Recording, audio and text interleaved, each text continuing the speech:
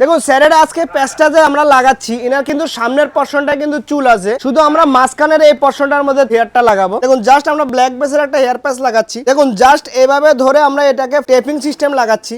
Just এরকম করে ধরলাম, এইভাবে একদম টেপিং ম্যাটারে জাস্ট এভাবে বসিয়ে দিলাম। দেখুন একদমই ইজি, যে কোনো লোকে কিন্তু এই সমস্ত প্যাচ কিন্তু লাগাতে পারবেন। জাস্ট এভাবে ধরবো আর এইভাবে কিন্তু বসে যাবে। দেখুন দেখুন এটা হলো স্যারের কিন্তু ফাইনাল লুক। যারা এই ধরনের লুক চান অবশ্যই কিন্তু একবার আমাদের কাছে আসতে পারেন। দেখুন আমরা এই যে স্যারের যে প্যাচটা যে লাগালাম, চারো পাঁচটাকে আমরা ঘুরিয়ে দেখাচ্ছি যে কোনো দিক দিয়ে বোঝা যাচ্ছে কিনা। দেখুন দেখতে পাচ্ছেন এই ধরনের লুক যদি অবশ্যই আপনার দরকার হয় অবশ্যই কিন্তু একবার ফ্যান্সি লুকে আসতে পারেন। স্যার বলুন কেমন লাগছে? ভালো লাগছে তো? আপনি কোথা থেকে আসলেন?